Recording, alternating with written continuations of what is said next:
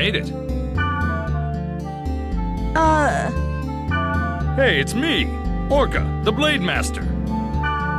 Whoa! You look so different from the real Yasuhiko.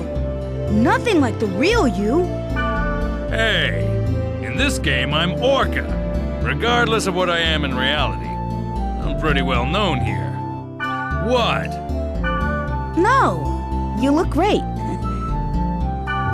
Anyway, take this. Member address is the flash mail address you can only access in the world. With flash mail, you can exchange messages with others in real time, as long as you are in the world. It's mostly used by newbies to contact other players to form a party. Try it out by inviting me to join your party. First, press the triangle button to open the menu. In the menu, select Party. Next, select Add. Names of players who gave you their member addresses will be listed here. Choose a player you want to invite to your party and send a flash mail. Since you just started, you probably only have my member address. Now, press the X button twice to send a flash mail to me. Ah, got it. Join my party. It's kind of weird mailing each other when we're face to face. See? My name appears under your screen. That means I'm in your party. By the way, flash mail is only available when you're in a town. Oh, and you can't contact people when they're not logged into the world. People do have a life, you know. We're not online 24/7. In other words, you can't always count on the same members to form a party. So, try to get as many member addresses as you can. You'll have more fun that way. Well, how you play is up to you. But since EXP and stuff isn't divided among party members, you really don't benefit if you go solo. Okay, well, why don't we head off? There's nothing to worry about. I found a perfect place for newbies. This is the Chaos Gate, a sort of transfer device that takes us from one place to another. Now, press the X button. In the world, each play zone is called an area, determined by a combination of 3 keywords. Select New Keyword. This is the keyword screen. You put the 3 selected keywords one by one for each part, A, B, and C. Left of the entry plate is all the keywords you have. You can collect more of them by reading your emails, the board, and from other players. Now, let's enter some keywords by starting with part A. Select Bursting. Good. Next for part B, select Passed Over. For the last one in part C, select Aqua Field. Now you're done specifying the area. Oh, one more thing. You see the symbol on the left next to the keyword? That's the server symbol. It indicates which server you are currently logged on to. This symbol is Delta, so we're logged on to the Delta server. The list on the bottom right is the area status list. See the jewel next to the field type and dungeon? That indicates how the selected keyword affects the status. For example, check the field type. See the jewel on the right? This means that the field type is being determined by Aqua Field, the keyword in C. We don't know what kind of field the current keyword will create until we get there. But once we learn the effect of that keyword, we can combine it with other keywords effectively. For more details, check out the board on your own time. All right, let's get going to the Delta Bursting Passed Over Aqua Field. Select Warp.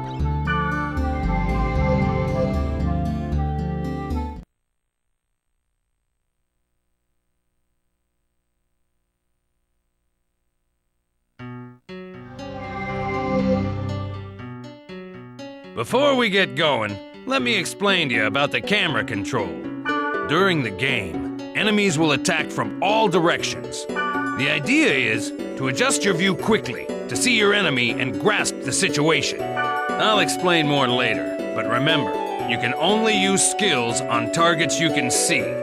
Basically, if you don't use the camera right, you'll be dead before you know it.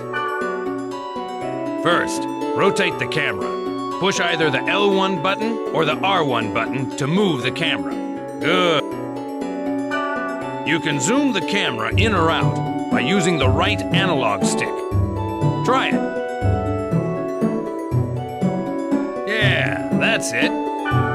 Finally, you reset the camera by pushing the R2 button. There you go. Remember, when the battle starts, constantly adjust your camera. Okay, and this is the field. It's the lowest level in the area. When you want to return to the town, press the triangle button and select Gate Out from the menu. Grassland, wilderness, and jungle are some of the field types. You can set them with keywords. The combination of field type and weather determines the area elements. For example, if it's a grassland and it's raining, that area will be a water element stage. The elements also affect the type of monsters that will appear and the items you can get. Don't worry about it now. As you get used to it, combine words to get different elements. Now, let's get going on our quest. First, check the map at top right. You see the red down arrow on it? That's the gate to the dungeon. In the dungeon's deepest level, there's a god statue that usually holds a rare item. Basically, the goal is to reach this statue. But enemies are often tougher down there, so gain some levels above ground before you head below. Okay, wait a sec. By using the fairy's orb, hidden data on the map becomes visible, like this. Yellow areas on the map show magic portals, where you encounter monsters and treasures. All right, how about we go pick a fight?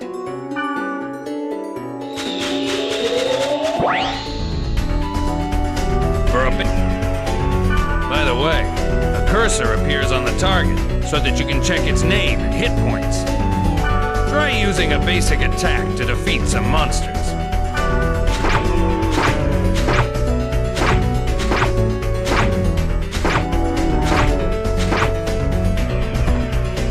You started to get the hang of it, right? Okay, let's try using skills. Press the triangle button to open the menu and select skills. Okay then, choose Repth from the list. When the target cursor appears, select the target and press the X button to execute. That's it. Pretty easy, huh? You can target a party member for recovery or remedy skills and the enemy for attack skills. Remember, you can only apply skills to targets within your view. Before using a skill, adjust the camera so that your target comes into view. Well, you must be sick of me at this point. It's your turn to tell me what to do by using chat commands. Okay, I'll teach you the command to get your members to heal.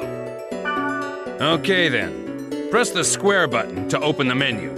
Next, go ahead and choose First Aid from the menu.